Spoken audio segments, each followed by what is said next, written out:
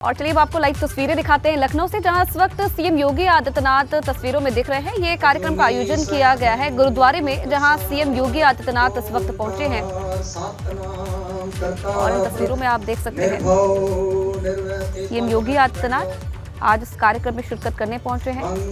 गुरुद्वारे में इस विशेष कार्यक्रम का आयोजन किया गया है और इस मौके पर सीएम योगी आदित्यनाथ को आप इन तस्वीरों में देख सकते हैं। ये लाइव तस्वीरें आ रही हैं लखनऊ से। एक गुरुद्वारे में पहुंचे हैं सीएम योगी आदित्यनाथ और मत्था टेकने के बाद अब निकलते हुए सीएम योगी आदित्यनाथ को आप देख रहे हैं तस्वीरों में। गुरुद्वारे लखनऊ के पहुंचे थे, यहाँ मत्था टेका उन्होंने। तमाम जो लोग हैं उनके साथ इस वक्त मौके पर मौजूद है और विशेष कार्यक्रम का आयोजन किया गया है। और इस मौके पर आप देख सकते हैं बड़ी संख्या में जो लोग हैं, जो श्रद्धालु हैं, वो भी गुरुद्वारे में मौजूद हैं। ये अपने घर की छत पर ही फल और सब्जियां उगाते हैं। महीने का 40 से 50 हजार कमाते भी हैं। इनसे सीखना है तो फ्रीडम ऐप को अभी डाउनलोड करो। शबद कीर्तन का जो मौका है इस वक्त चल रहा है और अब सीएम योगी आदित्यनाथ यहां पर मत्था टेकने के बाद रवाना होते हुए। ये तस्वीरें सीधे लखनऊ से आ रही हैं सामने।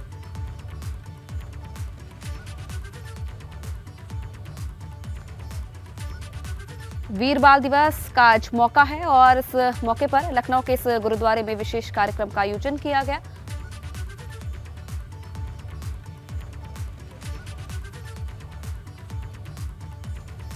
और देखिए इस मौके पर उत्तराखंड में भी एक विशेष कार्यक्रम का आयोजन किया गया है। सीएम पुष्कर सिंह धामी वहां मौजूद है। क्या कुछ करें आपको सुनाते हैं।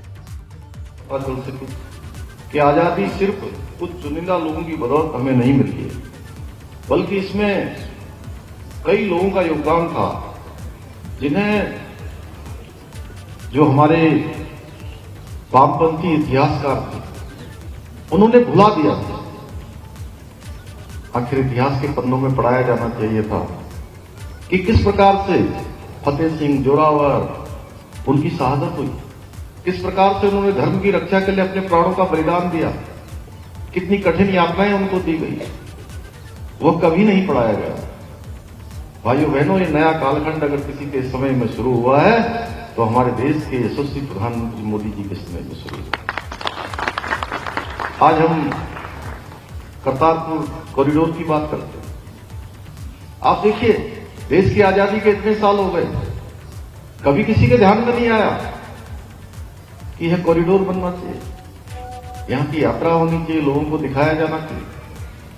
हेमकुंड साहब, यहां की यात्रा अत्यंत ही कठिन होती थी। 3 दिन 4 दिन लग जाते थे और जो बुजुर्ग लोग होते थे उनके लिए तो यात्रा अत्यंत कठिन होती थी।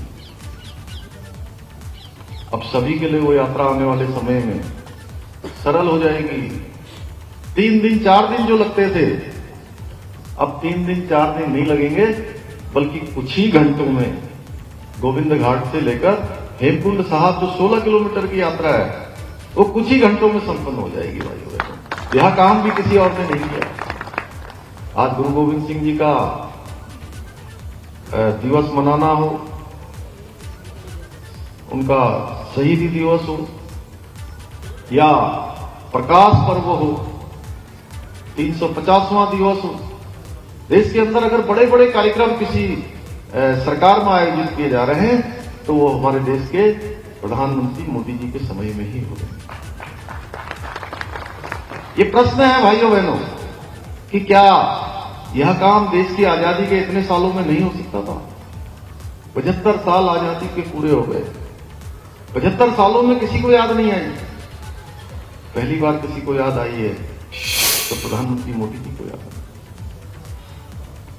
क्यों? क्योंकि मोदी जी ने अपना जीवन इसी धरती से शुरू किया है, भारत माता को समर्पित किया है, राष्ट्र को समर्पित किया है। और देश के अंदर जिन जिन लोगों का भी योगदान है, जिन जिन महानुभावों का योगदान है, जिन्होंने अपनी शहादत दी है, अपना बलिदान दिया है, अपना योगदान दिया है, अपना संघर्ष किया है, उन सभी का इस देश की आजादी के अमृत महोत्सव में किया गया है। ये अपने घर की छत पर ही फल और सब्जियां उगाते हैं। महीने का 40 से 50 हजार कमाते भी हैं। इनसे सीखना है तो फ्रीडम ऐप को अभी डाउनलोड करो।